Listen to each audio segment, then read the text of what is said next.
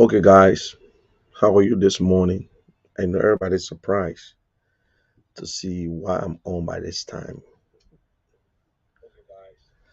Okay, I'm not going to take too long, but I'm going to replay the interview of Alex Cummings, and I'm going to re-air it because it was a nice interview between Alex and CEO.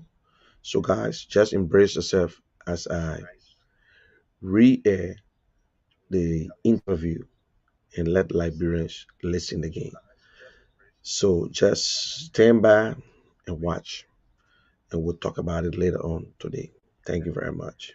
Like nobody else does. This is Spoon 107.5 FM. Introduce you, Mr. Alexander B. Cummins Jr., founder and chairman, Cummins Investment Holding Limited, businessman, politician, philanthropist, chairman of the Cummins Africa Foundation, and stand-up bearer, political leader of the Alternative National Congress, Republic of Liberia.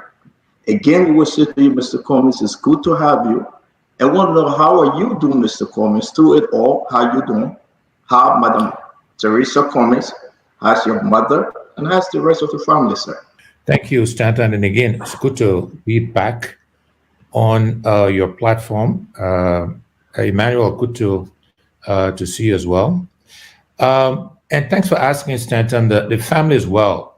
Teresa is doing fine. One of my many blessings is my wife, Teresa. And again, thanks for asking about my mother. She's also doing okay. You know, mommy will be 94 this August. So she's had a good run.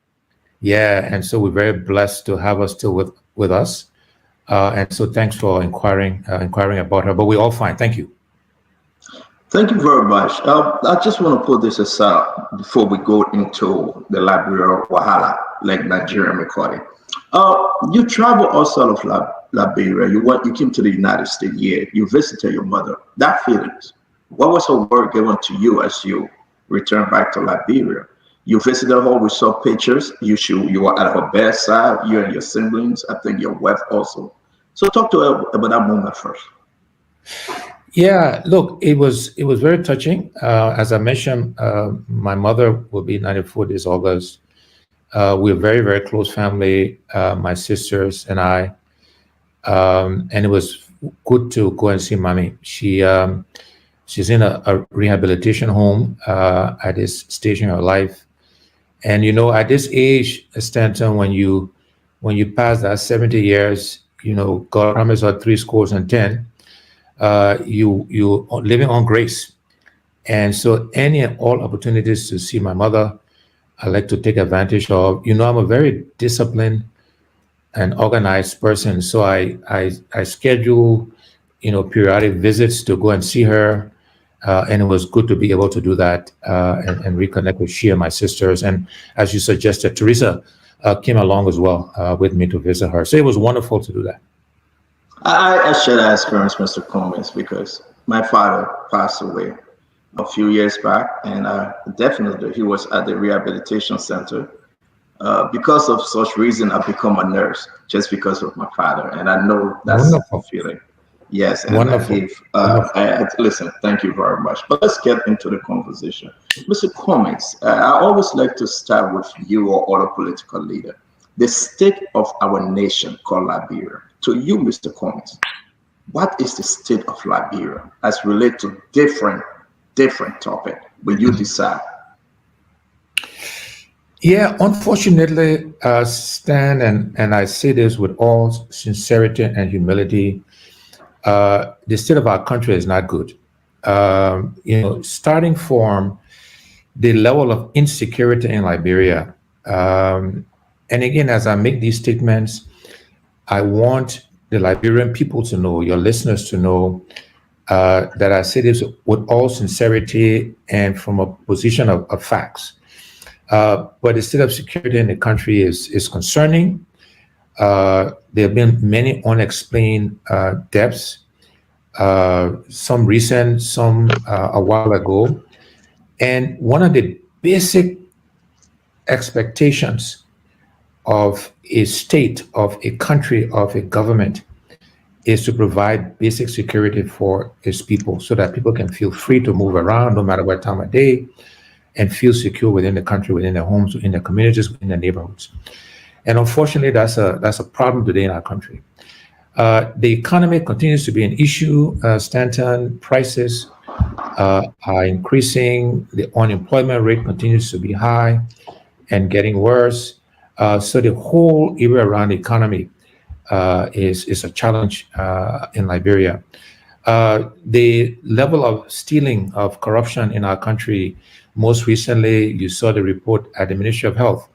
Again, this is not Alex Cummings saying so. This is not the ANC, the CPP. These are donors complaining about what's happening with the monies they're giving to us.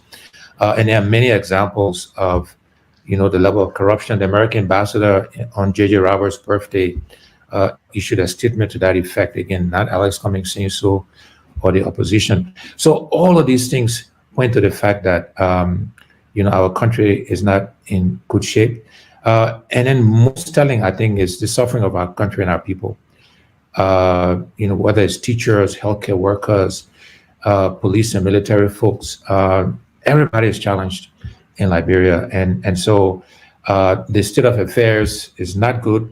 Somebody described it as, we're in darkness from corruption, darkness from insecurity, darkness at the airport, and the list goes on and on and on. And very unfortunate that we find ourselves in 2022, in the 21st century, that Liberia is where it is today.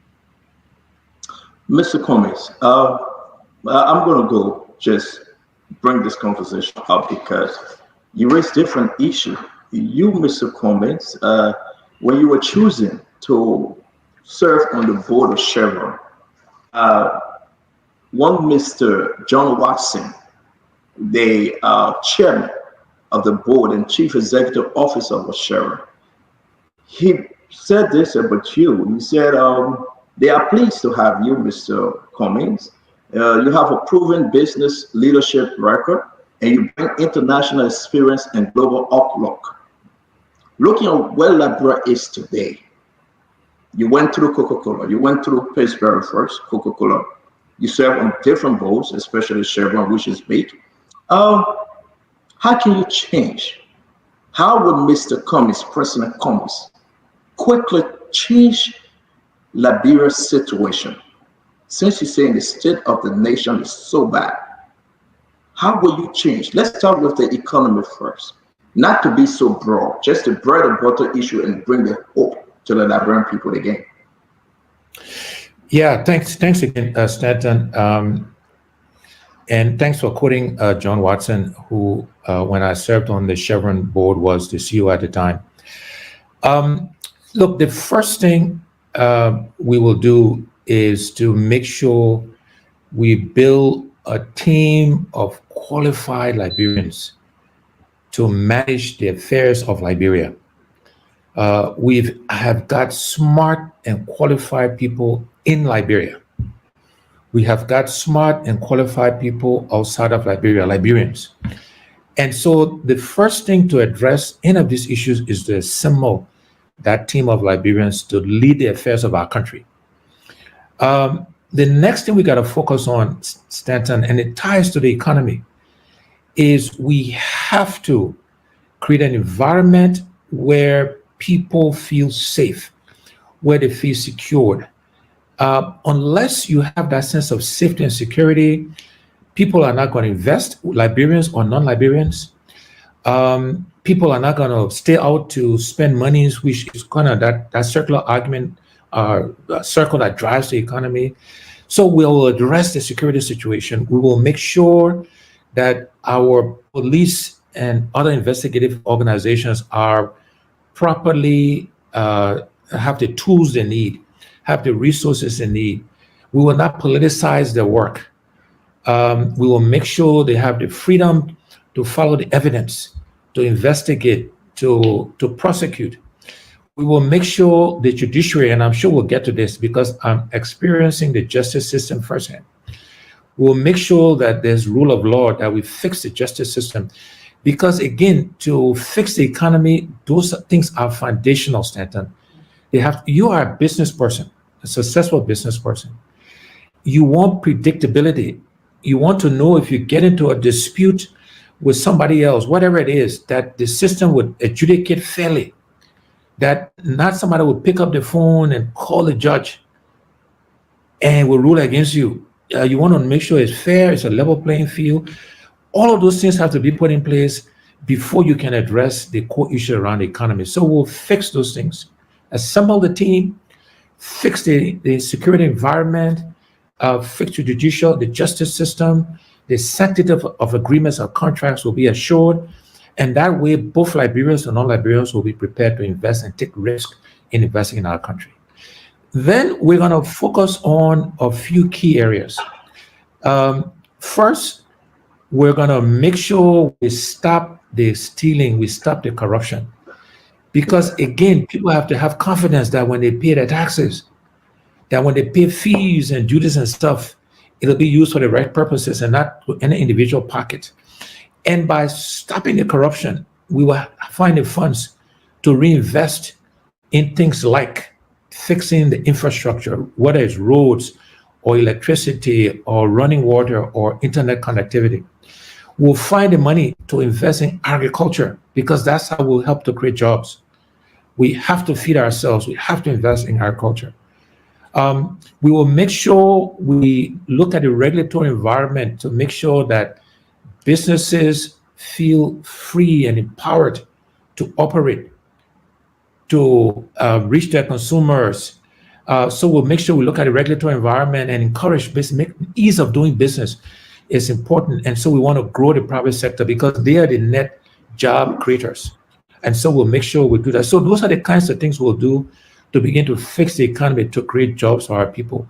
We will make sure that civil servants are paid consistently and they are paid well.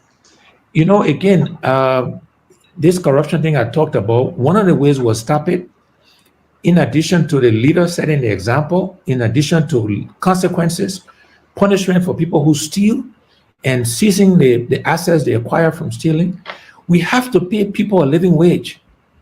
We have to pay the teachers, the police officer.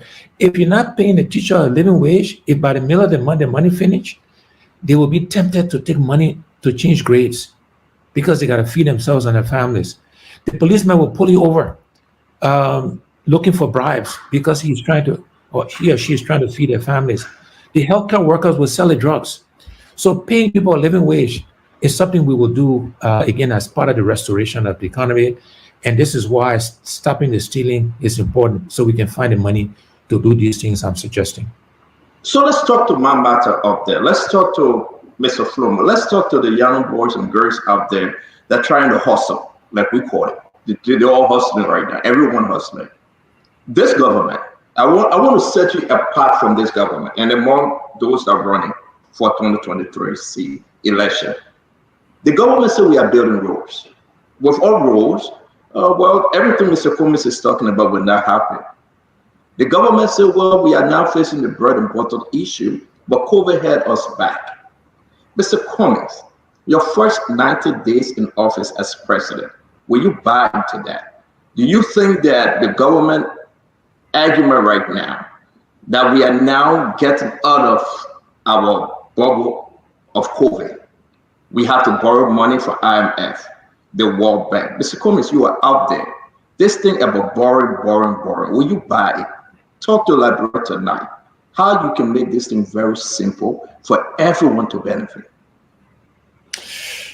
Yeah, I mean, look, I will do my best to try to make it simple so everybody can understand. But let me first of all acknowledge that COVID did have an impact on the economy. It had an impact on the world economy. And for me to ignore that or say it didn't have an impact would be disingenuous. And that's not who I am. So it did have an impact, Stanton. But again, this is all relative. So let's just look at economic growth in the region. Sierra Leone is growing faster than we are. The economy is growing faster than ours. The Guinean economy is growing faster than ours. The Ivorian economy, which is much bigger, is still growing faster than ours. So yes, COVID had an impact, but if our economy was being better managed, well managed, given the relative size to these other economies, just giving arithmetic, we should be growing as fast or faster than they are, and we're not, right? And then talk about roads. We as a country, as Liberians, we have to be doing many things simultaneously. Yes, some roads are being constructed, some community roads are being built. And again, I'm not going to say that's not happening. But should we be further along in that journey? The answer is absolutely yes. Many of the road projects that are being executed or are not even happening were projects that were actually started in the prior administration, or the funding was found in the prior administration. But let's come down to the bread and butter issues, though. If we are creating jobs, if the economy is growing faster than should be now, you will create jobs and it will affect the average person. If we were paying civil servants consistently on time and a living wage, they will feel the benefit and the impact of that. And so these are some examples. The government said, Stanton, the president said in the State of the Nation address that they will make credit available to Liberian businesses or to market women. I don't know if they have done that. That's a good thing to do. That's what they should be doing, because that will touch the average Liberian, will touch the market woman. As I travel around Liberia, they're looking for credit to grow their businesses. And so that's something that should happen. I hope the government does it. The president said that in the State of the Nation address. Give him credit for that. Have they executed it? I don't believe so. You may correct me if I'm wrong. I don't think they have. They need to do it. And those are the kinds of things we'll do. We need to start a national youth service program. That's something we'll do in the first 90 days. I mentioned credit, some we'll do in the first 90 days. I mentioned stopping the stealing, getting an audit of what we inherited. That's something we'll do in the first 90 days. These are all simple and practical things we'll do in the first 90 days. And by the way, these are some of the things the government can be doing now, and they should be doing now. Will it make it hard for us to replace them? Yes, but that's not a bad thing. We should be competing of ideas, of execution, so that Liberian people can benefit. And so I encourage them to do these things. But Mr. Cummings, will the Cummings administration continue to borrow from IMF and World Bank?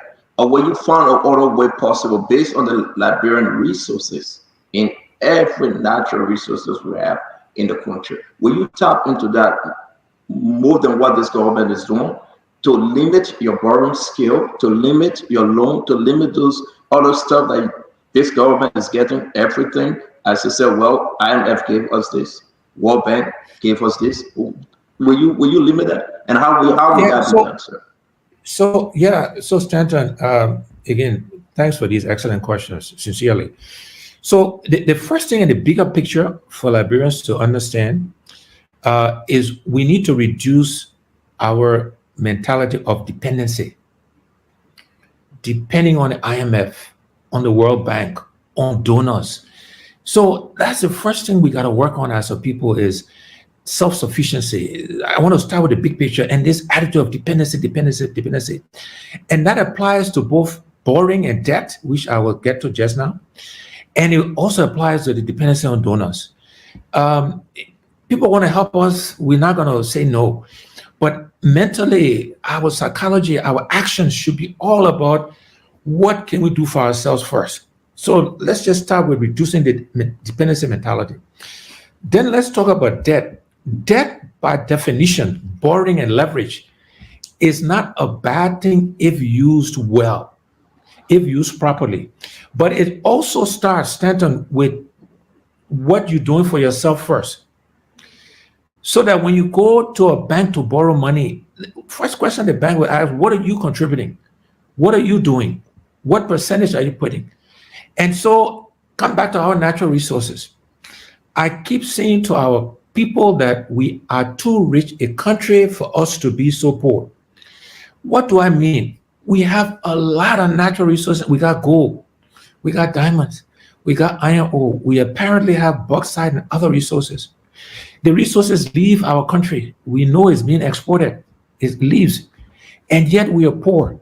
So we need to make sure that we are getting full value from our resources, not just a few people who are either getting shares or are getting money. And in the meantime, millions of dollars are leaving, and a few people are only getting a few $1,000s. So if we leverage our resources appropriately, if we get full value, the investors have to get a return. I'm a businessman, I understand that. But we have to also get a fair return for Liberian people. If we do that, it will reduce our need to borrow. It will reduce our need for donations and contributions from donors. And so, yes, I'm not going to lie to Liberian people that say we will never take on debt, we will never borrow, but we'll minimize the amount of debt by maximizing the benefits of the Liberian resources. Again, by stopping the stealing, that will give us some money. You got a leaky bucket, and you can't keep putting money in that bucket or water in that bucket. It will not work. So yes, we will reduce the need for donor contribution, reduce the need for debt, and it starts with leveraging our resources, with managing those resources well, and we're stopping the stealing of our resources so that it benefits the Liberian people. Mr. Cummings, you talk about stopping the stealing, holding people accountable. This is what you do and say out there every time you hit the campaign trail. We talk about ledges. And I want to keep the best for lives, but let's talk about ledges. Let's talk about the Ministry of Health. Those reports that came out. We talk about the National Port Authority, mismanagement of fund. We stay on Spoon Talk and talk about the NTA, mismanagement of fund, the Liberian Water and Swell. We talk about actually government official coming on air and saying, yes, I have my own private entity and I do business with the government. It's no conflict. Mr. Cummings, in your 90 days or 100 days, do you think now, before we get there, as you are president 2023 by God's grace or whenever, is President George Weah doing the right thing to keep those government officials stay in position? Absolutely not. I mean, Stanton, absolutely not. Somebody comes and admits to an apparent conflict of interest, and he or she keeps their jobs. I mean, it's unbelievable. And then we wonder why our country isn't changing, why we're not moving forward. And look, and I'm sorry to interrupt, though. I'm sorry to interrupt, Mr. Cummings, but the government position, and I want you to be very clear with the Liberian folks, they are saying it's allegation. We would take them to LDCC. They would go and face in the law. Will you, Mr. Cummings, as president, wait for all those legal remedies to take effect before you suspend, before you fire, please? Absolutely. The answer is yes. But have they done that, though? They are saying they will follow these processes, Stanton. Are they following those processes? But look, if there is a serious allegation about a government official, we will go through the right processes. I will ask that person to step aside temporarily while the investigation is happening. So we'll not arbitrarily put anybody in jail. We'll not arbitrarily confiscate anybody property. Innocent until proven guilty. We will properly investigate them. We will make sure the Liberian anti-corruption entity, all these, they will make sure they are resourced. We'll make sure they got the tools and materials they need. We'll make sure they got the right people. We'll make sure they have the independence to follow the evidence. We're not going to scapegoat anybody. But in the meantime, serious allegations where there's some semblance of proof, we'll just ask you to step aside, to take a leave of absence while the investigation takes place. And then we'll let the investigation take place. And the results of that investigation, we will execute. And if you're found guilty, you will bear the brunt of the law. Everybody listening to my voice, all of my supporters, I want to be very clear that when you are caught and convicted with your hand in a cookie jar, in a Liberian people money, we will follow the law, we will be prosecuted. And if the government is seeing what you're saying, Stanton, that they want to follow the process, let them do it. They should do it. We need to see it. It needs to be transparent. And we need to see the examples of them actually doing that. But you are asking for the president to ask those ministers, directors to step aside. Yet, what investigation goes on? At a minimum, take a leave of absence while the investigation happens. Answer is absolutely yes. Mr. Cummings, when you go after, for example, when you come back to this government, if you are blessed to take office January of 2024, when you come back to audit this government, go back to the Salif government, and if anyone is found guilty through the audit process of corruption or stealing government funds or whatsoever the case may be, will you confiscate the property if the law gave you that power? The answer is yes. We will. One of the things we'll do in our first 90 days is we'll ask for an audit of what we will be inheriting, what we'll be taking over. And Stanton would let the evidence lead where the evidence lead. I'm not going to come to office and say, go after XYZ, go after Stanton, go after President Weir. That's not what, as the leader of the president, I should not be doing that. I'm going to ask the appropriate agencies, appropriately resourced, to audit and to just follow the evidence wherever and whoever it leads to. This is not about scapegoating any one person, any one individual. That's something I speaking against. I'm a victim of that today, and we will not say go audit X, Y, Z. We'll say audit the government, audit the process, and follow the evidence.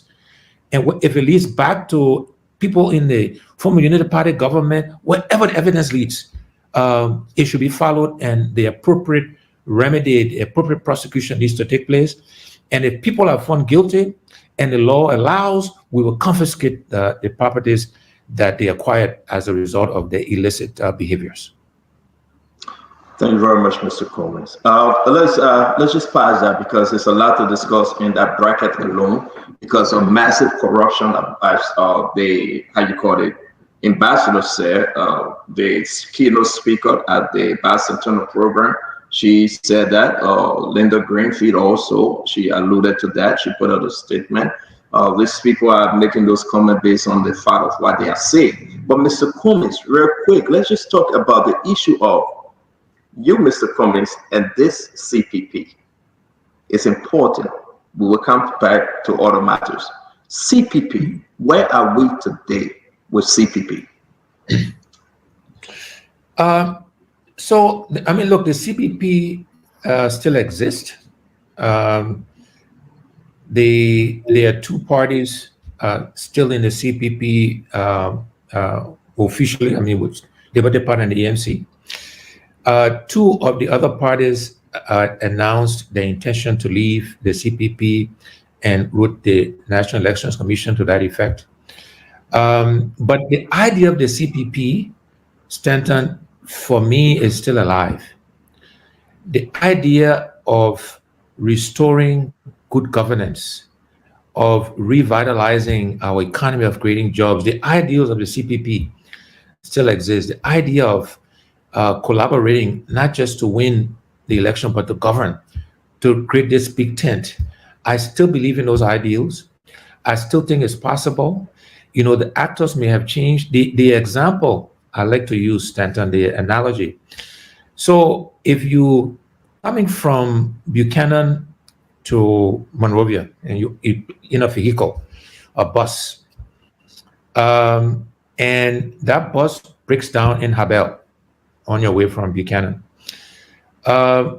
Your goal of getting to Monrovia doesn't change. I mean, that was your destination. You had business, whatever your objective was, you want to get to Monrovia. And the bus breaks down for whatever reason, right? You repair the vehicle. If you need new tires, you put new tires on. If you got engine problem, you know, you run out of gas, whatever, you fix the vehicle and you continue on your journey to Monrovia. And the CPP journey is about restoring good governance, about bringing real change, about bringing relief to our country, to our people. And that journey we're still on. As I say, you may have to bring new tires. Maybe you had a vehicle that had 4 wheels. You may need to add, you know, repair the vehicles and get 6 wheels or whatever. And so the CPP will prevail. We're still committed to it. Other parties, we're going to encourage to join us, other institutions, etc. You know, when we joined the CPP, we said the framework agreement was a living document. that it will evolve and change as we go, and that promise still exists. So the idea of the CPP, from my perspective, still lives, and I know Liberians want to see those ideals come to life. The vehicle has broken down along the way. We're going to repair the vehicle. We're going to fix the vehicle, but we're going to continue our journey. In my example, from Buchanan to Monrovia. Mr. Cummings, the CPP that brought Dillon to power, Young Dekanga Lawrence, they took office as senators, or other folks, the CPP that brought them to that December 8th election, you guys were very victorious, and that was under your leadership as chairperson, correct? Correct. Do you think that at some point, you, Mr. Cummings, Joseph Yimagwaka, Ben Nigeria, Young Dekanga Lawrence, you failed the Liberian people? So let me go back, and I'll answer your question directly, as I always try to do, Stanton. But I do want to recap and emphasize what you just said, that, we worked together, we formed the collaboration, we celebrated his certification, we operated for almost 2 years, 18 months, somewhere in there together. We won an election. Those things happened when I was chair, but I want to also say I don't take all the credit for our success. Many people contributed to that, including the candidates themselves. So I will never sit here as, it's just Alex Cummings. That would be untrue. That's not who I am. We did all of these things. And yet, when we were at the point where we should really have gotten on a roll, if you will, two of the constituent parties decided to leave the CPP. And so I think they have disappointed the Liberian people. In any situation, any collaboration, even in a marriage, in any relationship, is never 100% zero. It is never only the other person's fault. And so because I was a part of the CPP, and the fact that the car is broken down, I'm sure in some way or shape I contributed to that breakdown.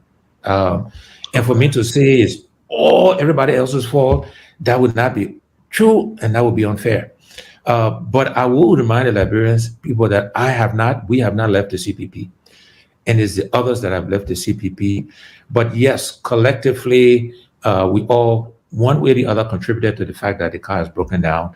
But I'm determined, working with the LP and others, to repair the vehicle so we can continue our journey to Monrovia. So, Mr. Cummings, within the CPP now, it's Liberty Party and ANC. Liberty Party is headed by the chairman, Musa Hassan Berete. You are the standard bearer of ANC. We read on the news last week or so that you declare yourself standard bearer. Can you please clarify what you meant? Sure.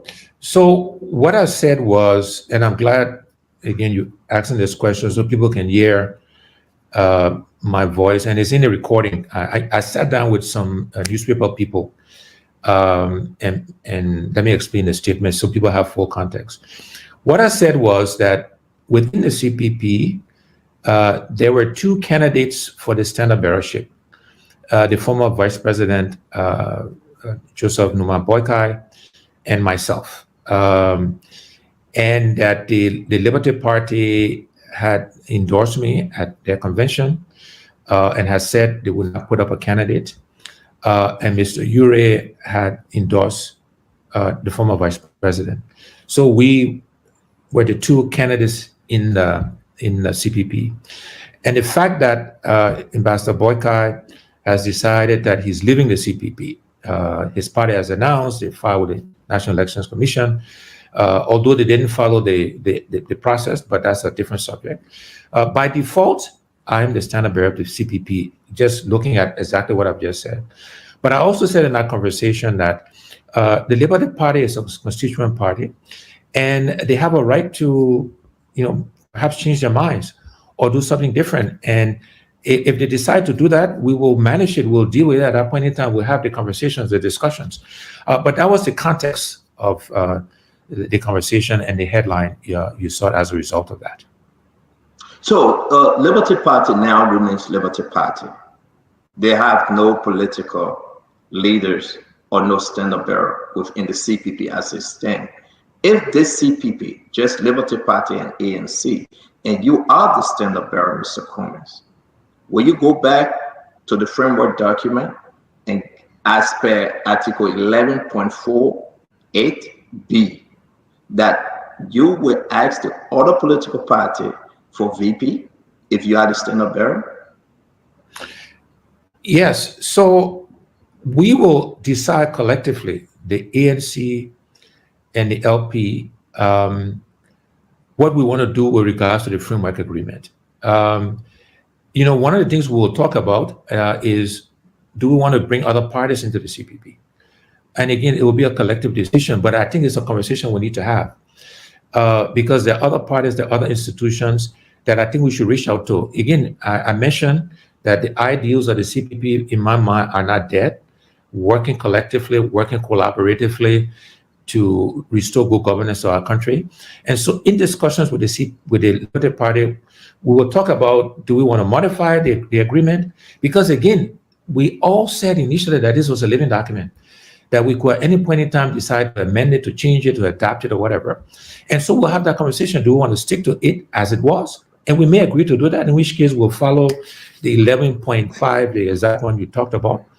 Or we may decide to amend it, or we bring other parties in and adjust it. So I am open to all of those conversations, Stanton. And if we agree collectively to stick to the original agreement, then we'll follow the process. Okay. And as I've always said, I will live with the outcome of processes we've collectively agreed to. This is not about changing the rules in the middle of the game. But we'll sit down with our partners in the LP, we'll have these conversations, and together we'll decide a way forward. So again, just to be clear for our audience, so I understand where you're coming from, but just to be clear, if everything remains as constant, like the Northern Star, you will not disagree for LP to feed a candidate as a vice presidential nominee, correct? I would not disagree, no. Okay. I would not disagree for the LP to field a candidate as a vice president. The answer is no. So with the choice, I'm sorry, sir. Go ahead. No, go ahead. Would that be LP call, or would that be Mr. Cummings' call to select who LP was sent as VP? Because the clause wasn't that clear enough. Can you clarify that, please? So the framework agreement is actually pretty clear. The framework agreement says that the stand-up bearer, once he or she is elected, will pick his or her VP, but not from his or her party. So the stand-up bearer cannot come from the ANC. The stand-up bearer has to come from, in the original document, from one of the other three parties, right? And so, but the stand-up bearer will make that choice. And so if it's only Liberty Party and ANC, the stand-up bearer, if I happen to be that person, would therefore have to pick from the Liberty Party. Now, look, we will have a conversation. I might say, look, give me a name, give me two names, give me three names. Or I might say, I'm going to pick from among your partisans. Those are all conversations we're open to have. Stanton, this is politics. We're dealing with people, we're dealing with interest, and those conversations would take place. But per the agreement, the stand-up bearer would not pick from his or her party, but would pick from one of the other three constituent parties. But maybe we are not clear, Mr. Cummings, because the reason why I want to press on this issue a little more, and please forgive me while I do that, sir.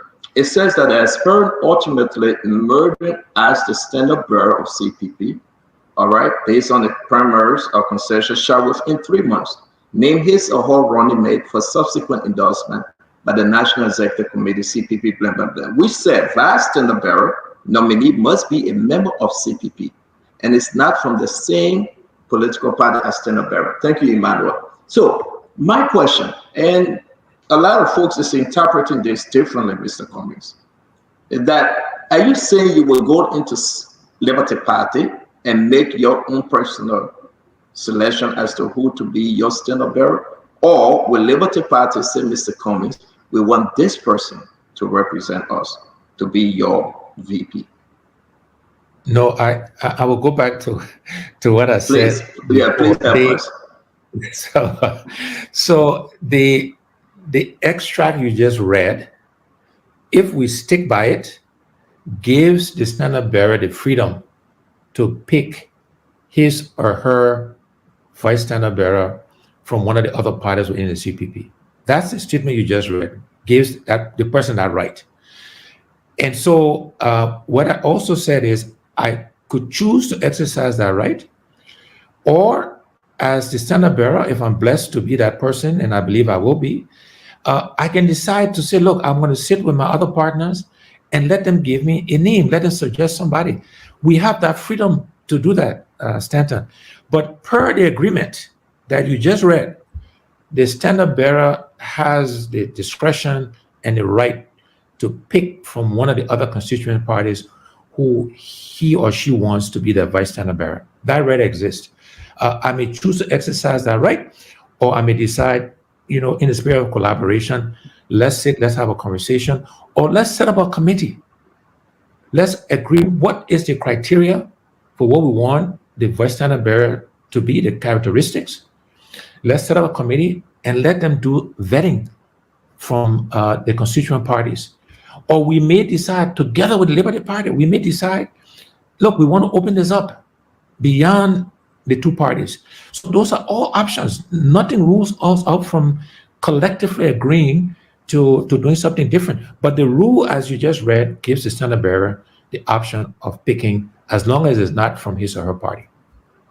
Can you, Mr. Cummings, tell us about the MOU that came about between ANC and Liberty Party? Did you promise Liberty Party any position, anything, as you guys were moving towards CPP, the general CPP at the time? Did you promise Liberty Party anything? So we had conversations with the Liberty Party with the intent to sign an MOU. We never formally signed an MOU, just for the record, but we had conversations about doing that. And as with any discussion, anytime you have a partnership, you have discussions about different roles, who will do what, roles and responsibilities. And we had those conversations. And in those conversations, we talked about the Liberty Party having the VSB slot, among others. So those conversations did take place. We never codified it in a formal memorandum of understanding, in a formal MOU, but we had discussions about a wide variety of topics, including different roles. By the way, Stanton, we were very mindful of what happened to the CPP when we first issued the framework agreement, when that document said only CPP members would get jobs in the government, and there was huge backlash. And in all of our discussions with the Liberty Party, we were very cognizant of that and wanted to be careful, both in our discussions and in any document we ended up with, that we wouldn't be exclusive, that we would say, look, we're Liberians, we want all Liberians to participate in government of national unity.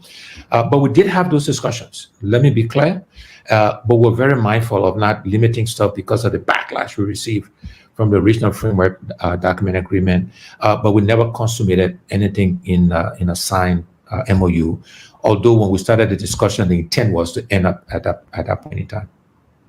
Is the MOU still up? No, we don't have.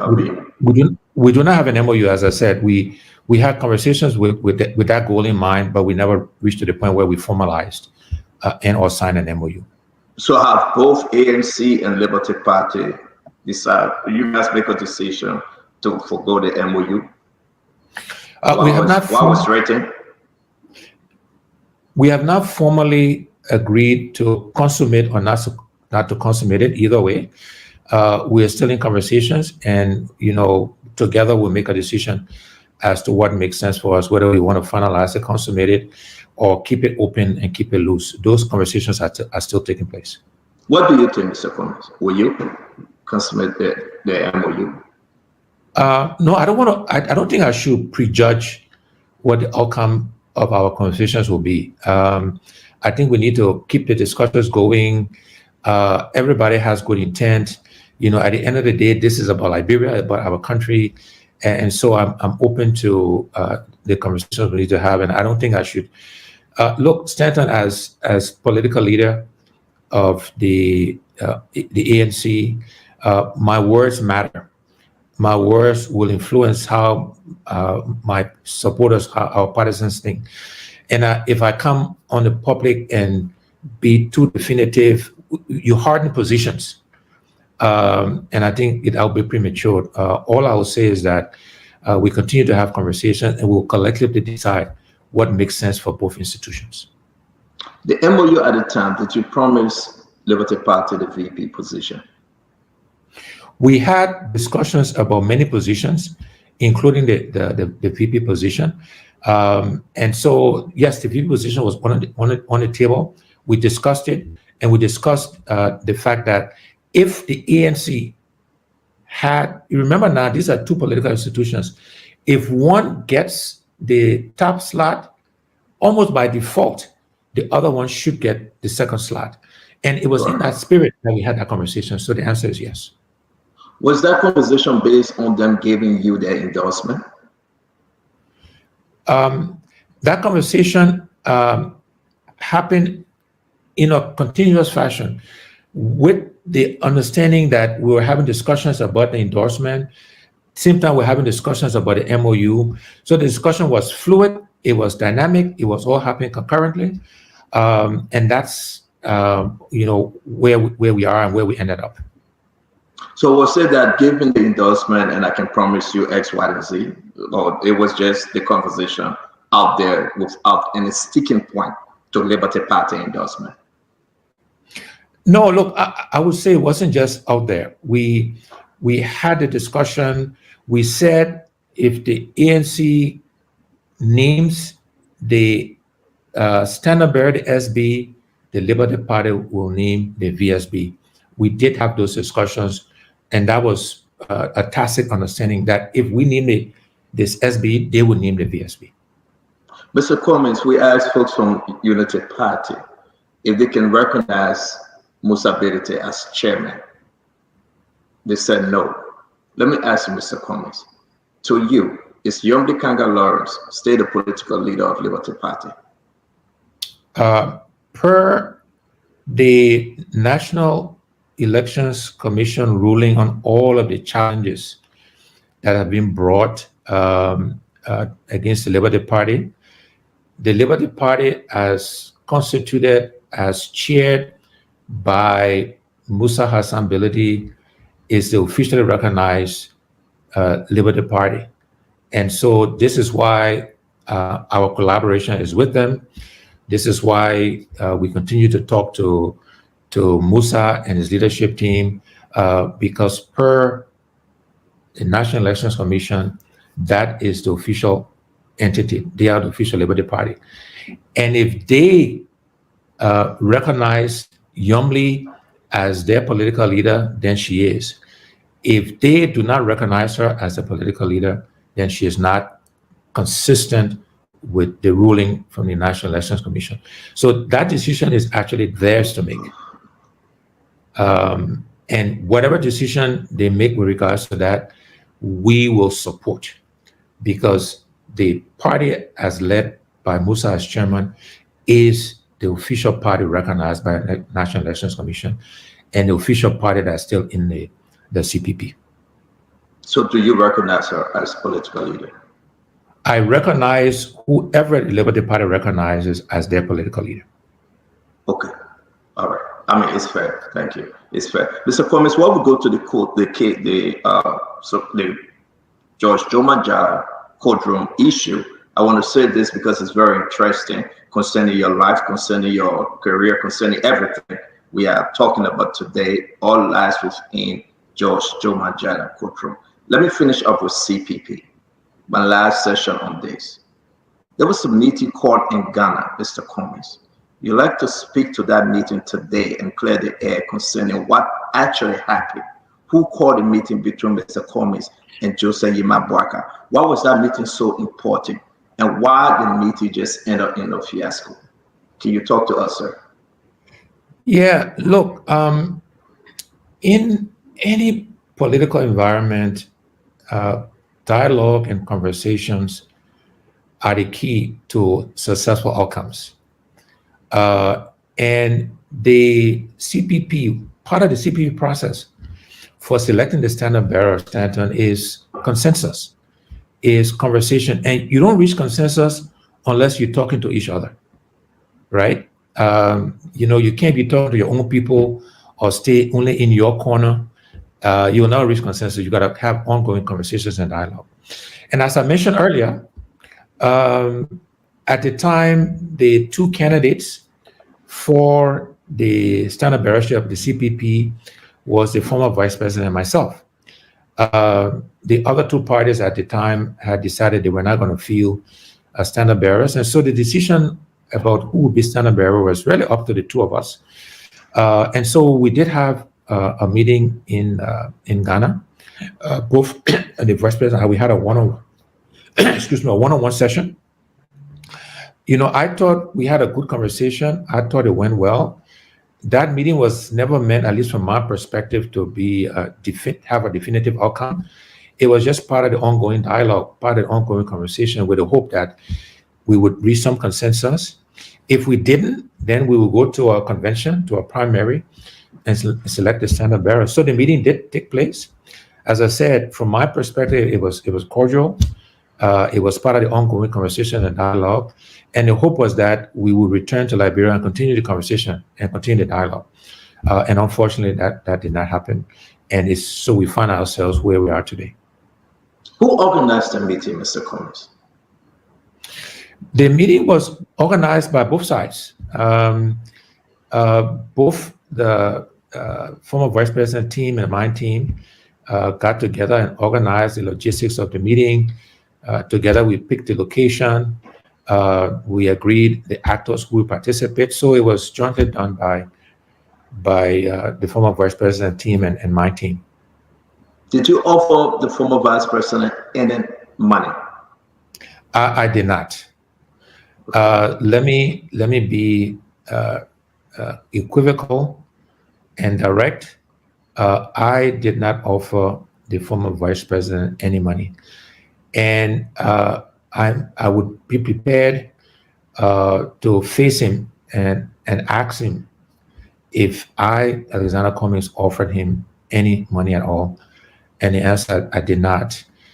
I also say, kind of in jest and in passing, that, Stanton, when you work as hard as I have to be blessed with the resources I have, I don't throw my money around loosely or easily. And people who know me, I've been accused of being cheap, of not liking to spend money, because I'm very prudent, I'm very deliberate, I'm very thoughtful. And it would be disrespectful for me to sit with the vice president and offer him money. So the answer is no, I did not do that. Did your team offer his team any money to us? Did they discuss any money? I asked my team directly if they did, and they said they did not, because one, they wouldn't have been authorized to do that. And I asked them very specifically, and they all denied doing that. And I believe my team that they did not make that offer. Okay. Did you ask JMB, the former vice president, to step aside and bless you with his endorsement? The vice president and I have had a series of discussions over time. I think it would be inappropriate for me to, in public, disclose conversations that I hope was confidential. And nobody, Stanton, would want to, deal with me or have a conversation with me if they know I will come on your platform or any platform and disclose the content of our conversation. So I respectfully, decline to answer that question. I just don't think it's appropriate to disclose. I respect that. I, we might res- discuss. I respect that, Mr. Combs. I do. My last question on this issue. Who initiated the meeting, number one? And number two, were there any foreign actors involved?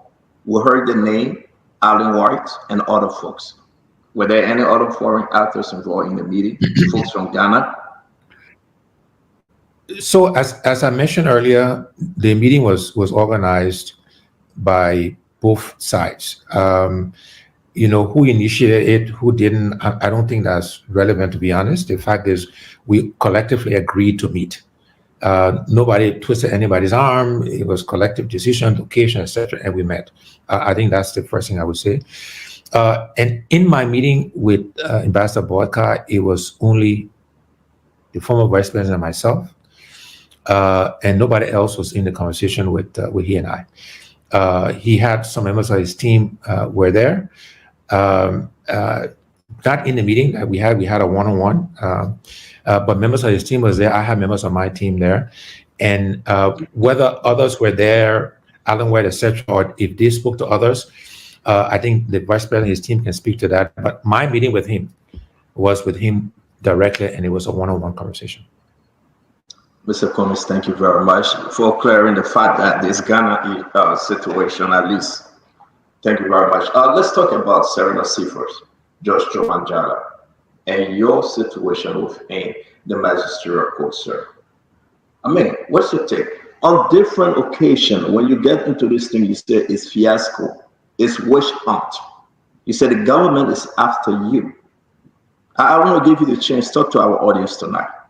Since you started this process in January, you told Bill. They want to hear from you.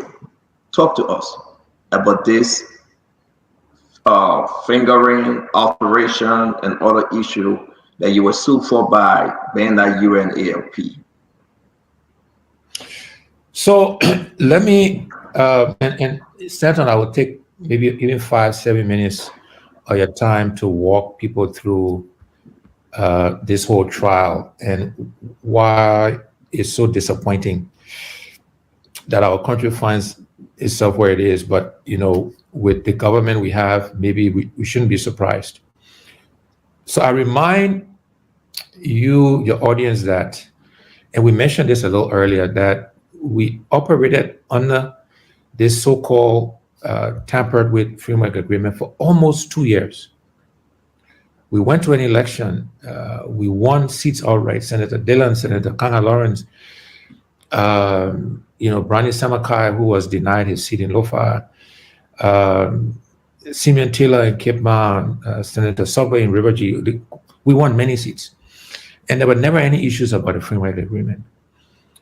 Interestingly, as we began approaching the selection of the standard bearers of the CPP, all of a sudden people discovered there were problems with the framework agreement.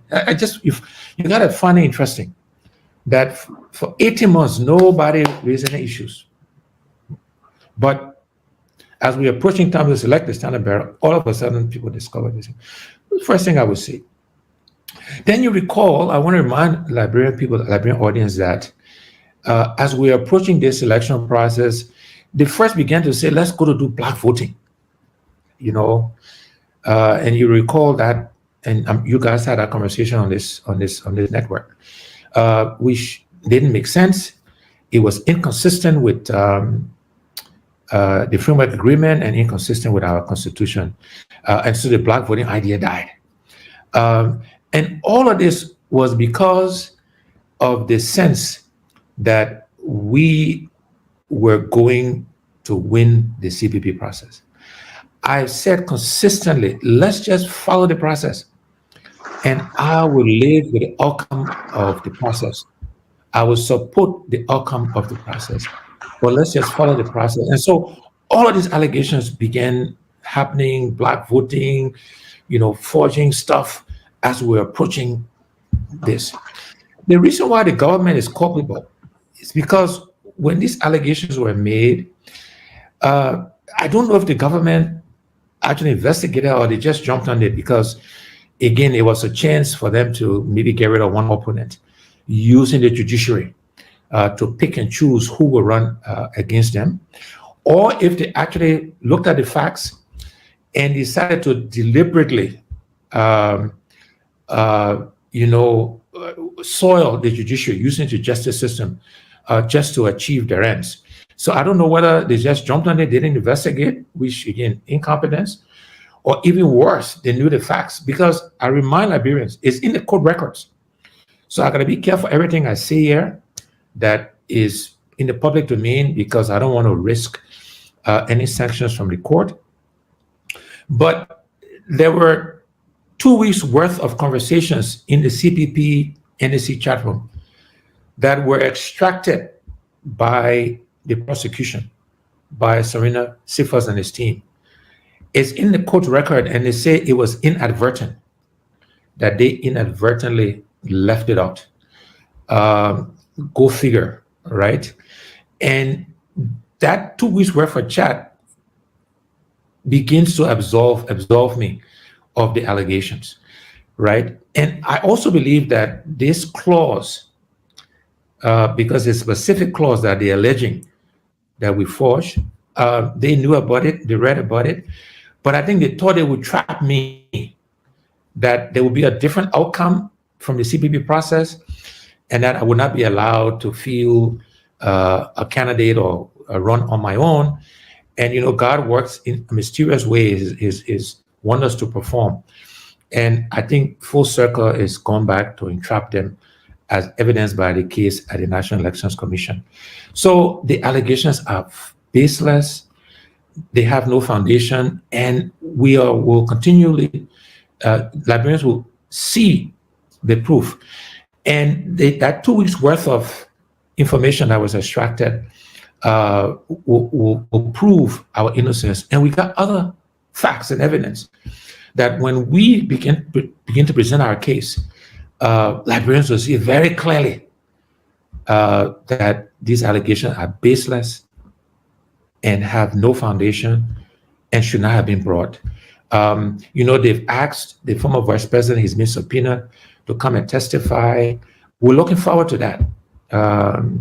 Again, that's not a secret. And we hope he honors the subpoena. I know he's a man of the rule of law, as I am. So I'm pretty sure he will show up in court, and we will get a chance, our lawyers will get a chance to cross-examine him. And I think it will help us get at the facts, at the proof as well. So Stanton, look, I'm not going to make any, the judge, I think, has been put in a tough situation. I got nothing against Juman Jala. He's doing his job. He's been asked to play this role, and it's his job to do it. And I think one of the circumstances, the government, I think, has put the judiciary in a very difficult situation. I mean, when the Solicitor General says publicly that, oh, this is a done deal, and he's disparaging the judicial process. But He's not letting them run through the process, and you can't make that statement. Then you ask them to bring evidence that you don't have.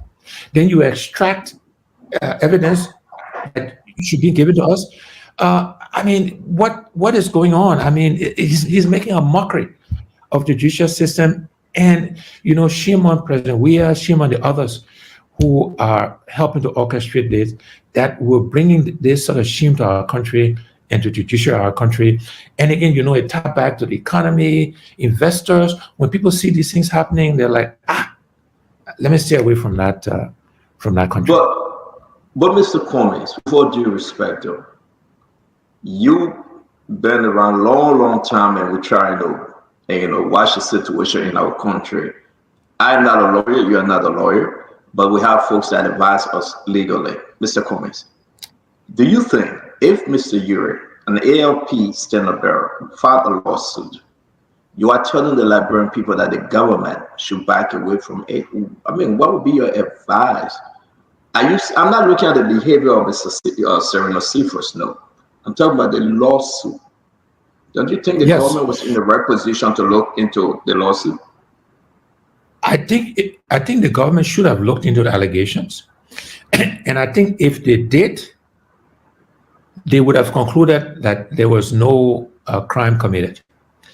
And that's why I said earlier that there's one or two things happen. Either they didn't investigate and they just took Mr. Ure at his word and decided to bring this case to court, or they investigated, saw it, there was no case, and still decided to bring it to court because they wanted to eliminate one of their potential opponents in 2023.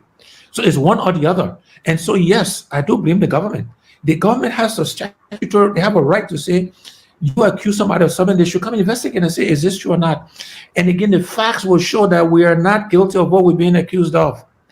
And this is why, Stanton, the prosecution said they inadvertently omitted evidence. But Mr. Cummings, I'm sorry. Right? I'm sorry. Yeah. I'm sorry, Mr. Cummings. I'm sorry, Mr. Cummings. But that was criminal charges. That was criminal charges that Mr. Cummings brought against. I mean, Mr. Ure brought against you. Right. So actually, the government legally have all constitutional right to take on the case because his allegation against you was criminal. Right. Yeah. No, Stanton, the government has a right to do it if the evidence is there.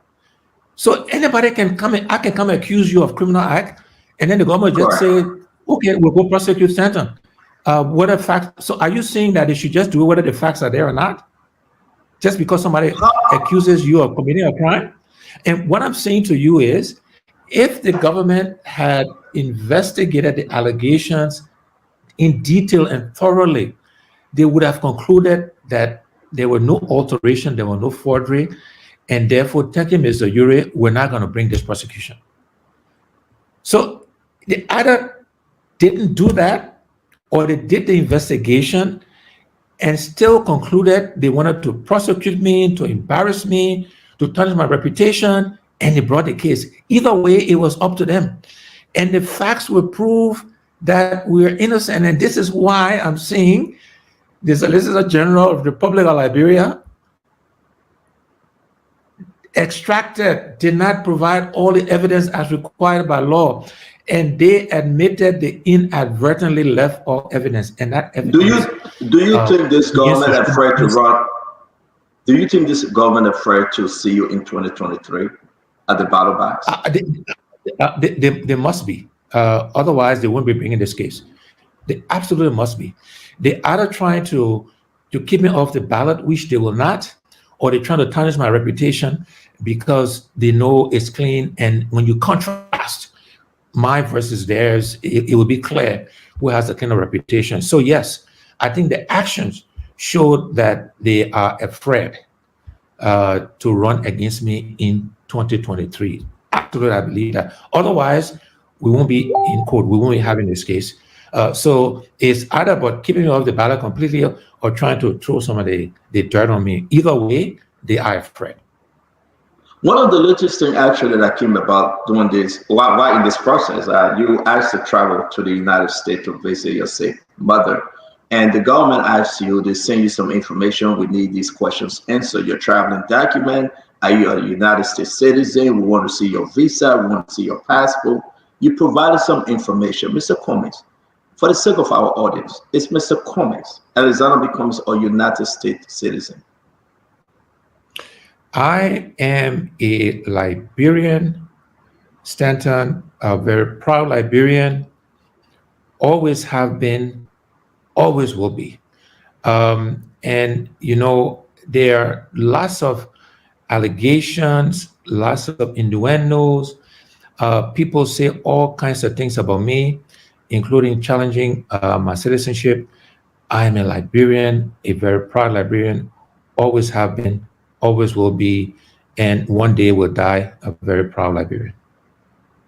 Mr. Cummings, we understand, because here when you travel, when I travel, either you show the Liberian passport as a green card holder, or you must show that you have a traveling document like visa to come to the United States.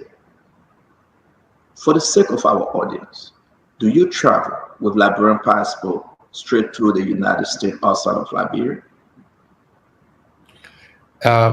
Stanton, I've answered the question. I do travel on a Liberian passport. And I've answered the question about my citizenship. So, we can go around and around, ask it any number of ways.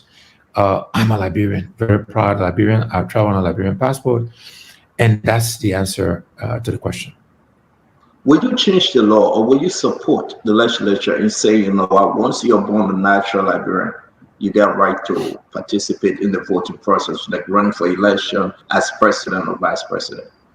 Will you support it? Yes. Yeah, I do. I mean, I think the president in his State of the Nation address, his last one, I mentioned he also talked about providing credit to market women. I actually attended the State of the Nation address, but in that address, he talked about citizenship, and he said, once a Liberian, always a Liberian. And that's something I support as well. Yeah. So yes, I support that.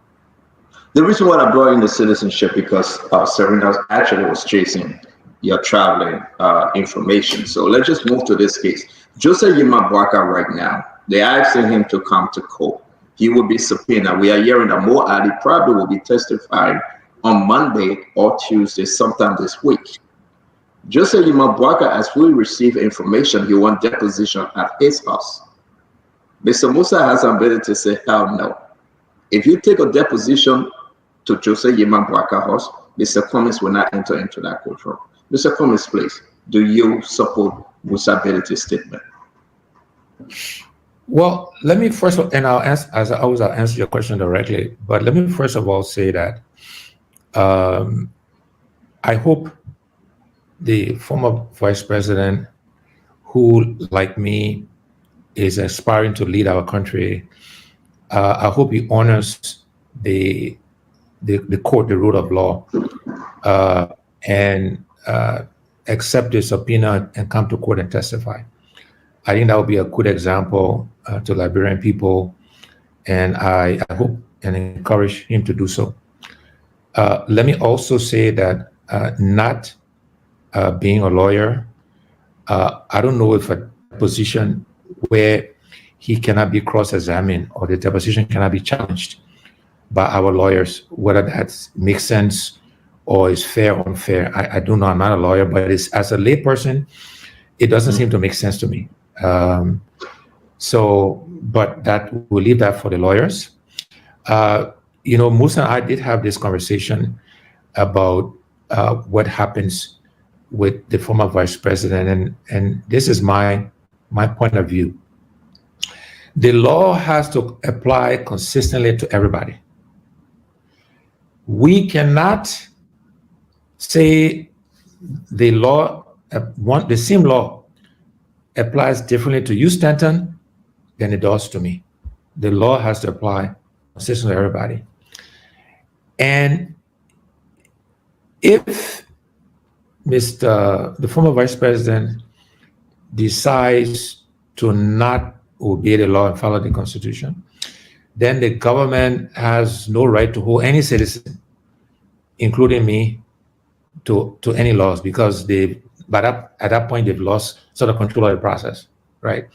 So you can't say what's good for one person is not good for the other. And that is my point. And we will decide. Let's see what happens in court. Let's see what the judge does. I don't want to prejudge, presuppose. I got to be careful with what I say vis-a-vis this court case. But let's see what happens. Let's see what the judge does. Let's see what the prosecution does. And based on that, we will decide. All I'm saying is the law needs to be applied consistently to everybody. And that principle is something we have to hold the judiciary to, that they have to apply the law consistently. And if they start to pick and choose, then you lose control. And then we will have the right to decide what actions we want to take based on their actions. Mr. Cummings, we got about maybe 10 or 12 minutes to go, because we got to do post-analysis. I will give you this chance to speak on all the issue that is on your mind, to talk to the Liberian audience. But let me just find 1 minute though. If Joseph Yimabwaka asks for the deposition, or if Serena Cephas is willing to take this issue to his house, Mr. Cummings, I just want you to be clear. Are you standing by Musa Ability's statement? You will not enter the courthouse? what I'm saying to you is that if the rules and laws of Liberia are not applied consistently to the former vice president and myself, I reserve the right to take any action I deem appropriate at that time. I don't want to presuppose anything, Stanton. Musa and I talked about this, by the way.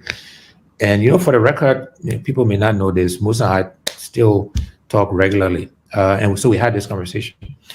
But I want to reserve the right to make that final decision based on what the court does, based on what the judge does. And then I will decide what makes sense for me to do. But Liberians need to know, the judiciary needs to know that the law needs to be applied consistently to everybody. And they can't pick and choose, no matter who we are. And if that principle is not applied, I reserve the right to stay away if I choose to. Let me finish. I reserve the right to stay away if I choose to, because the law has not been applied consistently. Thank you. But are you looking forward to see Mr. Uri, Madam Yombly Kanga Lawrence, or Steve Zacko, and all of them in that courtroom testifying? Are you calling for it? Absolutely. I look forward to them coming on. I look forward to the cross-examination. Let them bring it on.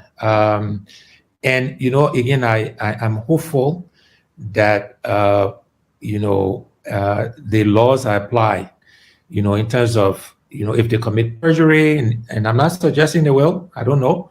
But if that happens to happen, I hope the judge will be on the lookout for that. But yes, we want them to come on. Absolutely. Like the vice president, it'll be good if the former vice president comes and testifies as well.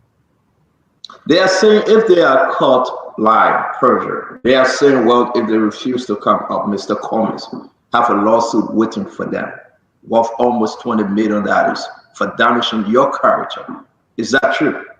Will you go after them, Mr. Combs? Let me say this, Stanton. There are very few things I guard with a lot of passion. My family, my children, my grandchildren, and my integrity earned over 40 years is something I guard with everything I am, everything I have. And this allegation, this false allegation, it's one thing to have political disagreements, to make statements, correct, all that kind of stuff, right? But to make this allegation and take me to court, there will be consequences. I'm going to leave the option open. You and the audience can read into what you want. But this will not go on rewarded, if you will. This will not go on consequences.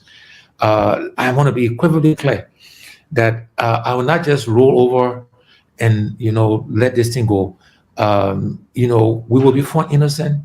When we're found innocent, and we will take the appropriate action to make sure there are consequences against those who have been malicious in going after my hard-earned reputation.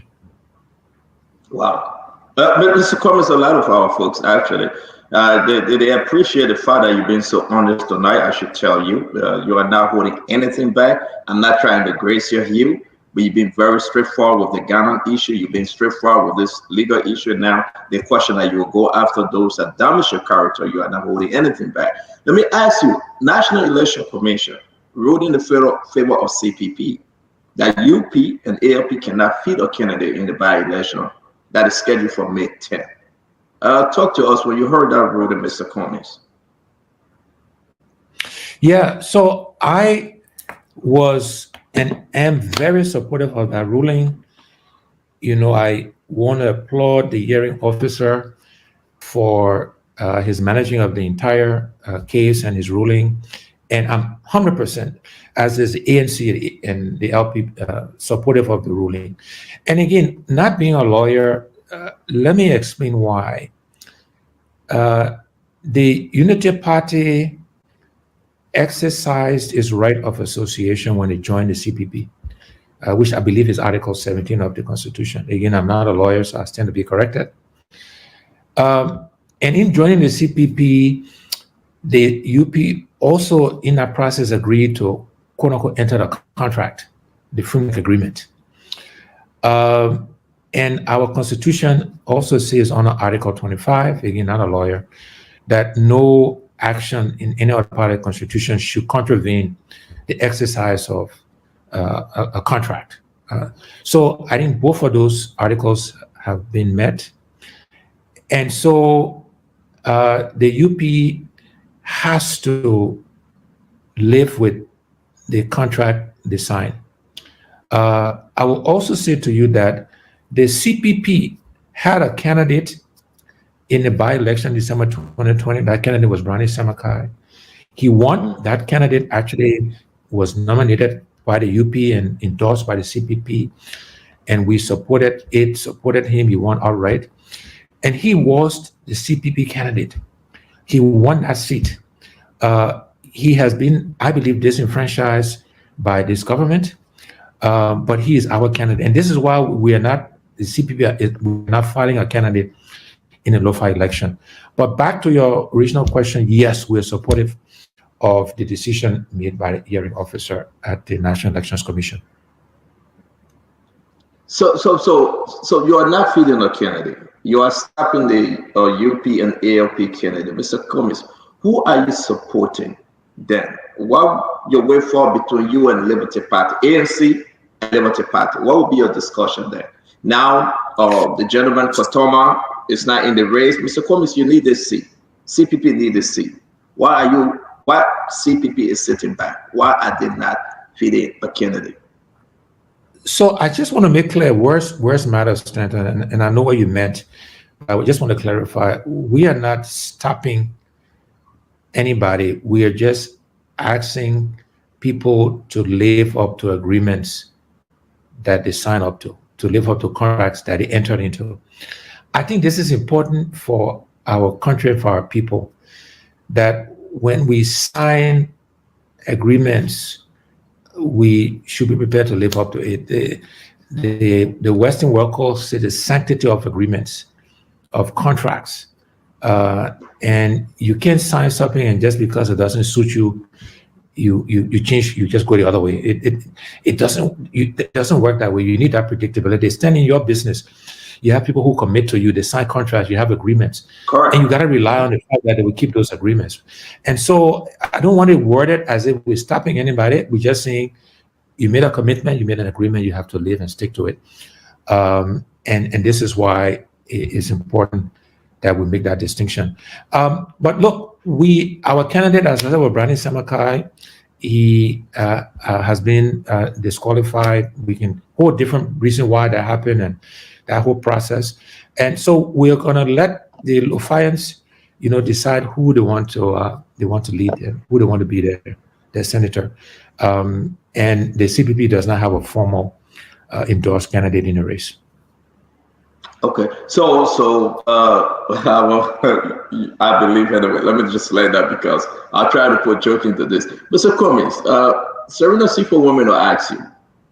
He just texted me. I can say on this public show tonight. You choose to answer if you want. Why is Mr. Cummings singling me out? When the writ was ordered reissued by the Minister of Justice and the case is a Liberian government case, he's asking you, why you just single him out? Because and I got nothing personal against the Solicitor General. I mean, I don't know him. I know of him. I've met him. I see him in court. Stanton, again, maybe people are still getting to know me. I don't personalize things, right? So I got nothing against Mr. Cephas per se, but I just judge people on their actions, on what they do. And so as the Solicitor General, I believe he should have investigated, looked at the facts, and I think the facts suppose our innocence. I look at the fact as Solicitor General, 2 weeks worth of exchanges were, extracted from evidence he provided to the court. I look at that as a fact. It actually happened, as I said, in the court records, the document. They said it was inadvertent, but it actually happened. I looked at the fact that he, in the public, said, this man is guilty. No trial not finished yet, not concluded. He hasn't provided all his evidence. He hasn't done any of those things, but he gets on and say, "Oh, the man guilty, man. We just go into the motions." In effect, what he said that, not me. I looked at the fact, Stanton, that there are many more serious situations in our country. People that we talk about insecurity, people being dying, mysterious death, more serious allegations around fraud and corruption, and this is quote unquote a misdemeanor. Is being tried at a magisterial level, the lowest court in the land, and the Solicitor General of the Republic is leading the prosecution. So these are the facts that I look at. It's clear Serena is listening. So it's not about you personally. It's not any dislike for you. It's your actions. It's what you're doing. These are the facts, and I'm just putting out there so Liberians can see and understand. And this is all about the facts and realities and the actions. Sir, we are at NDC. Serena Seafood is asking for 17 additional witnesses to go now present themselves to Judge Joe Manjala. That would actually increase the time, Mr. Cummings. Are you tired? Is this helping you to make your case for the Liberian people? Now you're going to be having additional 17 witnesses. If you give one of them 3 weeks, we talk about 51 weeks and almost a year. Mr. Cummings, when will your legal team actually put a break to this? So this is why I really feel that the Solicitor General or the Ministry of Justice. So let me not personalize it anymore, because it's probably bigger than the Solicitor General. It probably goes beyond him. So I will not personalize it. Let me say the government. The government, Stanton, is actually making a mockery of our judicial system. For a misdemeanor trial, where most of the evidence is on paper, is in the documents. Forgery is mostly sort of a document trial. Again, I'm not a lawyer. To say you're calling 17 witnesses to do what, to say what, to repeat the same thing over and over and over and over. That's why I say the government, the Ministry of Justice, they're making a mockery of our judiciary. Is not fair to the judicial system.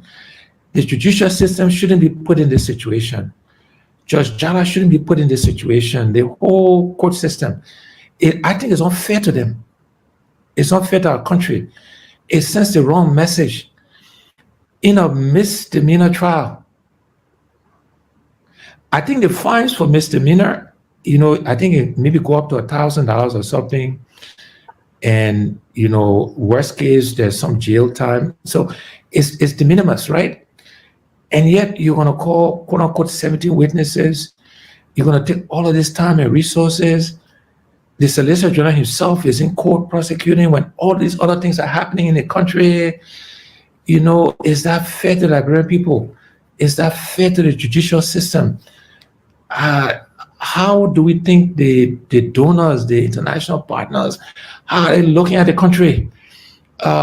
It's not good for our country and for our people and for the judicial system.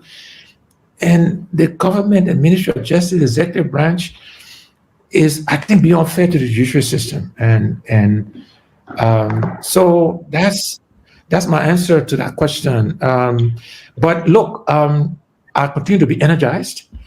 I'm going to continue to make my case to Liberian people. I'm going to start to travel around the country.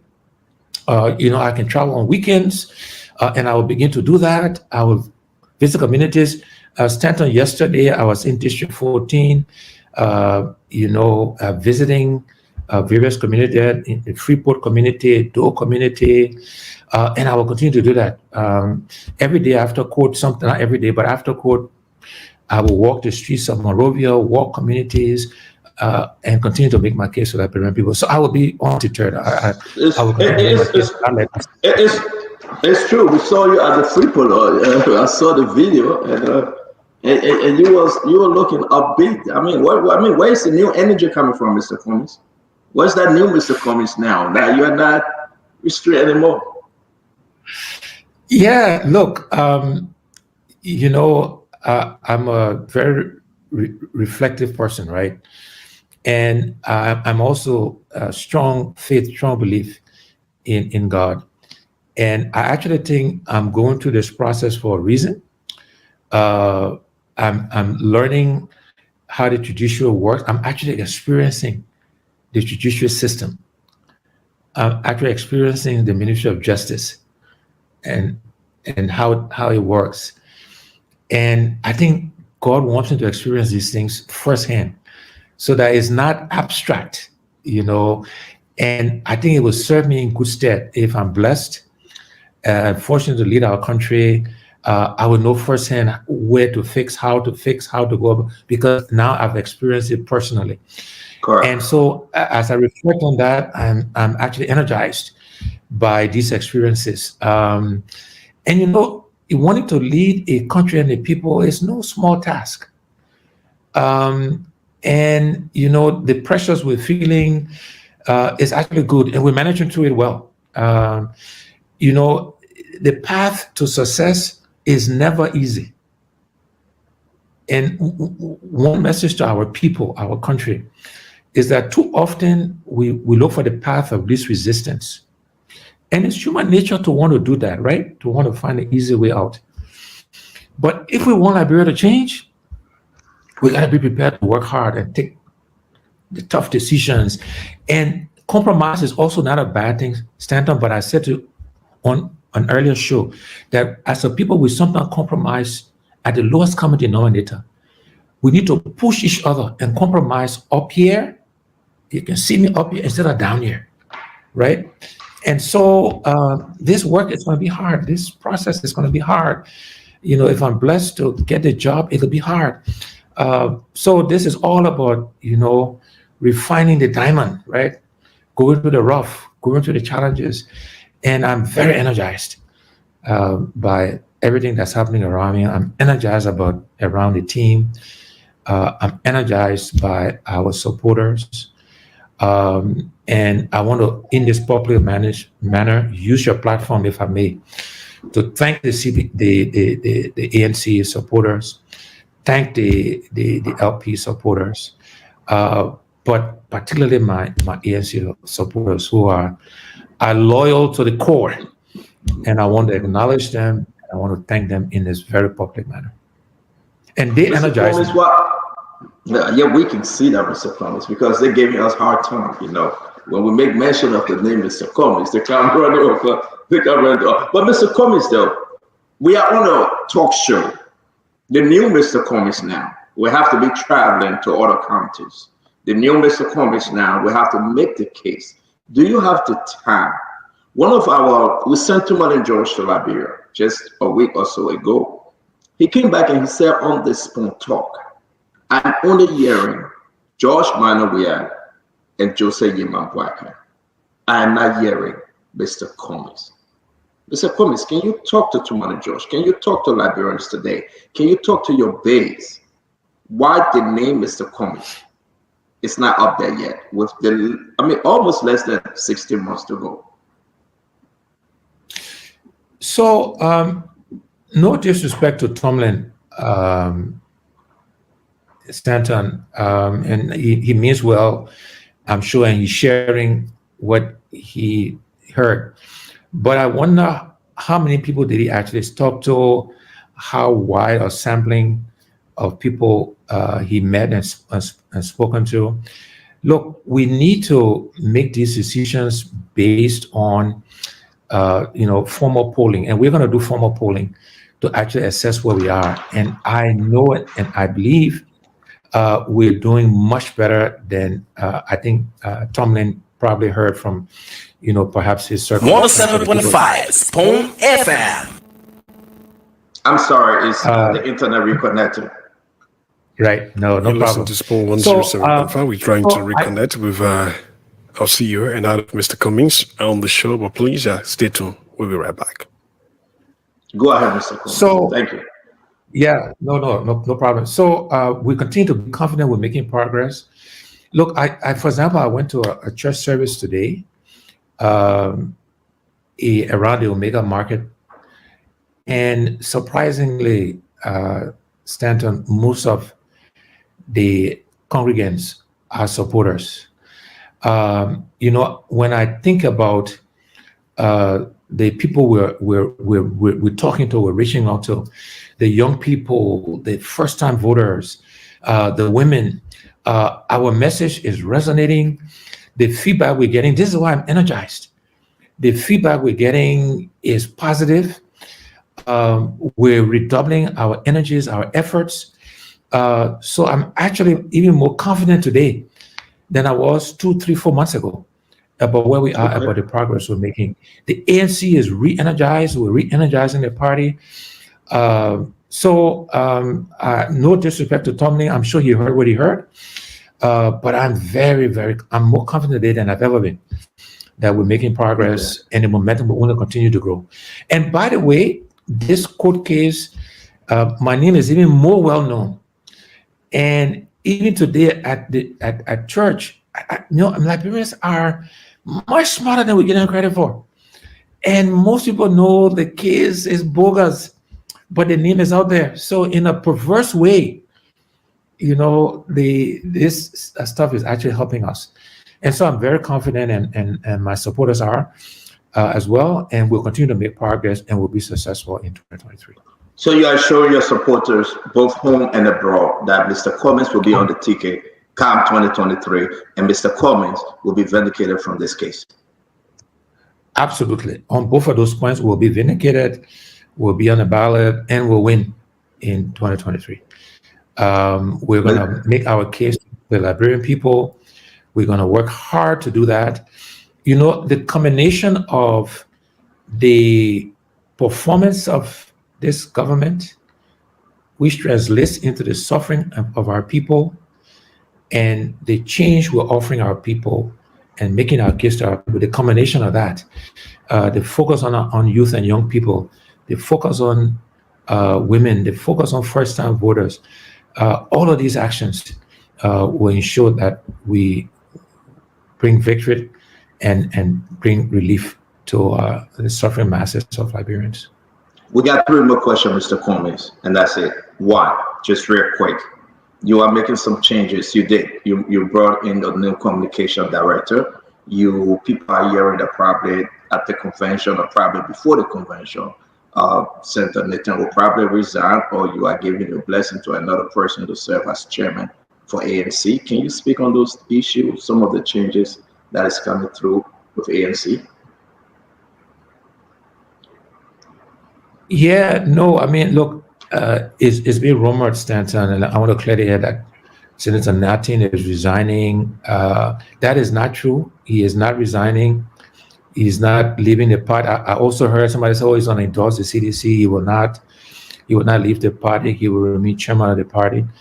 So I want to be clear. I want to be emphatic that to be the case. But we are going to re-energize the party. We are going to invest more in the party. We are going to make some changes in the leadership of the party, meaning we will bring new people, we'll create roles for them. So we're going to energize the party. We're going to move the party forward. And so on that part, the answer is yes, we're going to do that. But the chairman is not leaving. The chairman is not resigning. That is not going to happen. There was rumors that he's going to be replaced by the chairman emeritus, Lafayette Gould. We're not going to replace the chairman Nathan with Lafayette Gould. Lafayette Gould is a member of the party. He's on the leadership team. He's one of my defense lawyers, as you may know. He and I speak regularly. He provides advice. He's a very good political mind. But he's in the party already. He's engaged. He comes to our leadership team meetings. And we'll continue to use Chairman Gould to help us win this thing. But he's not going to replace Chairman Nathan. I was rumored. And Chairman Nathan is our party chair. We have confidence in him. But not that. Would that happen during convention? Are you waiting for convention? No, there are no plans to do that at convention. And again, we shouldn't presuppose anything, but there are no plans to replace Chairman Natin at convention. Mr. Comey, I don't want to do this, but the Solicitor General SG of the Republic of Liberia, he sent me 2 questions. He begged for me to ask you. I think it would be best for our audience, since you're on the show, and then we can rest with this. He said, ask Mr. Cummings whether he believes that the SG is acting on his own. Ask him whether he has talked to the Justice Minister. As a political leader, has he ever spoken to the Minister of Justice about this trial, and what did the minister tell him? This is from Serena Seafoods. Yeah, so Stanton, Serena is taking this personal, and maybe he should. I mean, I don't know, it's up to him.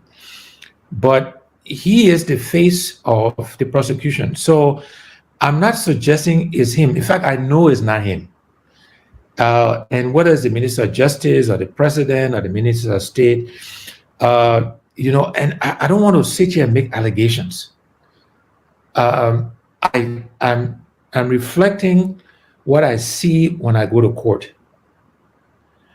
I know and believe that there are others who are either pushing him or instructing him even to do that.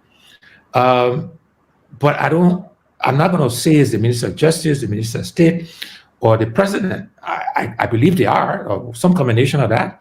But I'm trying to be very careful in my choice of words, Stanton, right? What the Liberian people see every day, what I see every day, is the Solicitor General.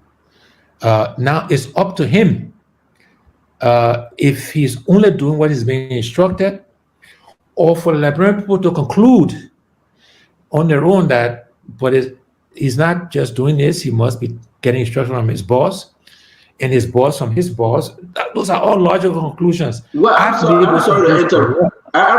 interrupt you, Mr. Cummings, but this will be a very good one that he just said, because maybe he wants to just end this thing. I don't know why the SG is getting involved tonight, but I'm sorry. This was one-on-one with the CEO, but it is important because folks are saying, well, why is the SG asking question now? Is he backpedaling right now? He said, Mr. Alexander Cummings and others trial, it was brought to the Justice Minister Frank Musadin, who ordered the reissuance of the writ of arrest against him after it was first quashed. It's very important to know. After it was first squashed, he said Musadin ordered the reissuance. Mr. Cummings, are we getting somewhere from what CFOS is saying tonight? I don't know, Stanton. And again, I want to be careful not to get in the middle of, any inter-ministry fight or battle or whatever between the minister and the SG. It's not my place to interject myself in the middle of that. And that's why I'm saying I'm focusing on, and I'm making these statements based on the face of the prosecution. As I said earlier, I have nothing against the Solicitor General. I know of him, I met him, I don't know him. So I can't tell you I don't like him, I like him, he's a good guy, bad guy, I don't know. And he needs to hear that, know that, I don't need to know that. And let me finish, please. So, but he's the face of the prosecution. And because I know how bureaucracies work, I know how governments work, how corporations work, I know he's not on his own, that he can't be out there unless his boss tells him to, and his boss's boss is telling him to as well. And I think Liberian people know that too, right? But I don't want to get into the middle of what may be happening with the Ministry of Justice. All I want to say, though, is they are making the country look bad. They're making the judiciary look bad. When you have a misdemeanor trial that has gone on for 4 months, when they're going to call 17, so they're going to call 17 witnesses, when they extract evidence that absolves us from the evidence they should give us, it goes on and on. When they say, the man is guilty and not even going through the process, the trial, but they declare me guilty, I'm gonna go to jail, I'm gonna go to schools. When all of those statements are made, it's a mockery, and then we wonder why people laugh at us, why we're not getting investors. This is not, that people think they're hurting me, they're hurting the country. They're making the judiciary. I know we got good judges in the judiciary, we got lawyers, we got good people in the judiciary, and this thing is painting everybody bad. It's like, it feels like, they can just tell the judiciary what to do. So it feels like they would tell Judge Jala what to do, and he would just do it. I don't think so. I mean, I don't know him that well again. And by the way, to answer his question, why I don't talk to the Minister of Justice, it would not be appropriate. I'm being prosecuted by the government. Somebody will say, I'm not calling him directly either, and I won't call the Justice Minister directly. It's not appropriate. We got to separate these things. That's how I think. That's how I am. I will not go talking to the judge. It's not appropriate for me to be doing that. So, and I don't want to get in the middle of what's going on. Thank you, Mr. I just know this is not good for Liberia, and we waiting until we're ready to present our case. They will present theirs. They will call the 17 witnesses. And then we will present our case, and then it will be the public to me, and people will hear, see, and they will know exactly what's happening. Hey, thank you very much, Mr. Alexander B. Cummings, ANC stand-up. Barry, we want to say that, listen, the line that it was first squash is important to remember, because the SG is telling Liberians tonight that they squash this thing, and later on, the Justice Minister Musa brought this thing up again. Did you know about that? You heard of it before? I was not aware. I was not aware about that. Wow, that's a big breaking news for us to believe that this thing will first kick all of the conversation, but later on brought in to arrest you. That's a breaking news. But Emmanuel, give her one more second, please, real quick. I know the guys are getting ready. Mr. Cummings, real quick though. The Muslim on the first, Emmanuel, give her one more second. Just one more second. On the 1st of April, you visited one of the mosques of the Imam in Johnsonville, Walker Hill, Johnsonville, prior to them starting the Ramadan. Now we know we got another week or so to go. They will be closing. I want to give you the chance, speak to our Muslim brothers and sisters as they begin to complete the Ramadan in the next 10 or 11 days. Thank you for that. And by the way, Stanton, I should open with that. So, again, I always like to admit when I should have done things, and sometimes people tell me, "Oh, you don't do that," but that's who I am. So thanks for the opportunity to wish Ramadan Mubarak to our Muslim brothers and sisters. You're correct. I was at the opening of a new mosque in Johnsonville. And something I say all the time to Liberians, that part of how we'll change our country is by working together as a people. Stanton, you don't choose, what tribe you're born into. Not a choice. You don't choose when you're born. You don't choose what your gender is, whether you're man or woman. You don't choose the religion you're born into. Christian, Muslim, Buddhism, whatever. You don't make those choices. And therefore, those differences should not define who we are. They should not give you any advantage or disadvantage over anybody else, because it's not a choice. Correct. And this is why I believe as a people, we got to work together. Christian, Muslim, Gio, Mano, Gola, Geberal, Vai, Kram, everybody. We got to get rid of these differences, because we can't let it define us, because it's not a choice. And I'm passionate about that.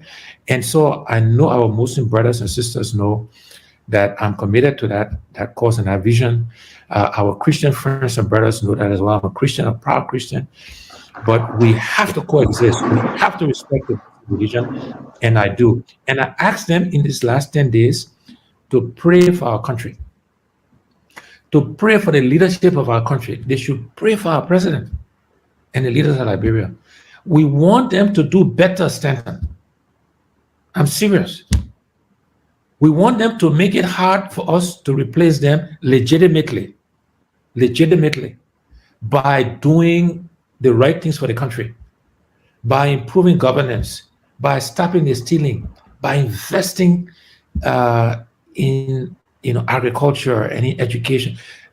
Let them make it hard for us by doing the right things, right? And we should pray for our country, for our people, and I ask our Muslim brothers and sisters to do that in these last 10 days of Ramadan. So thanks for the opportunity to speak. Yes, you're to right. speak to them. Yeah, it was important. I got a lot of in-laws who are Muslim, a lot of family members who are Muslim. So I always like to give an opportunity that we bless them through this month of Ramadan. And we show them our friendship as Liberians. And actually, as you said, I totally agree with you. To each his own. Choose your religion. I believe we serve one God. Mr. Comis, thank you very much for a wonderful conversation. You are free to do a closing. Okay. And then we will take leave. So, first of all, Stanton, thank you for the opportunity to have this conversation. You know, Stanton, you have built a very powerful network. And I encourage you to use it for good, to help to change our country, to help influence how we think about ourselves and about our country. I ask you to resist the temptation of having your platform used for various political agendas and that kind of stuff, because it's a platform that can really influence the course of events in our country. So I applaud you for the platform, and I encourage and admonish you to use it to help to change our country. Let me also say a big thank you to the partisan supporters of the ANC. They are loyal, they are passionate. You may know there was a lot of debate about me coming on the show tonight. I felt it was the right thing to do, to have this conversation with you and to have my voice heard on your platform. But I want to acknowledge all of our partisans. I want to thank them for their belief and support. And I want them to know we're committed to this democracy. We're committed to making sure we're engaging all Liberians, not just ANC partisans, as we move forward. And finally, the Liberian people, I want to thank you for your belief and support. Whether it's to the trial, the number of people, Stanton, that have sent good wishes and prayers, Christians and Muslims from all walks of life. I want to acknowledge them. I want to thank them. And I want to thank them for the support. The momentum I'm feeling is palatable. We're going to do polling. We're going to get the facts. We're going to know what we're showing and what we're not. I want to remind your audience that in 2017, even though we have only been in the race for 18 months, we came in fifth, but we came in third in about 7 counties, including Maserado. Third after George Weah, Joe Buckeye, we came in third. And we are only building that momentum as we go through to 2023. So thank you for the opportunity. Thank you for the very good questions. And thank you to your audience. And we will be in touch and continue to build a relationship. Thank you. Thank you very much, Mr. Comis, and have a wonderful, wonderful evening. Greetings to your family. Thank you. Okay, thank you guys. You listened to the interview. It was nice, but I will be going through it, and I just want you to watch it for the second time. Know some people, in fact, 4 person inbox me directly and say thank you, Kishan, and that's what we play it again when there's nothing to do. But today I will be on focus on Liberia. I'm one of the guests, and I want to say thanks to Dennis Judd. affording me the opportunity that we will discuss our standard bearer. And we'll do everything possible to make sure Liberia benefits. We'll do everything possible. We love our country, and Mr. Cummings answered it. And what surprised me is for the Solicitor General, he said that this case was squashed out before, and then they brought it back. So when we accusing the government, we know we've been saying it that this is a witch hunt. This is how most of the African leaders get rid of their opponent by using the court system. They did it in Senegal. Macky Sall did it to his opponent, and one of the toughest guys was put in jail. So they think they can do the same thing to Alex Cummings. But hey, God could have it. God beating them up. So guys, I gotta go to work. Y'all have a good day. God bless you. We'll continue the fight. Whoop, whoop, whoop. Bye for now, guys. Y'all take care.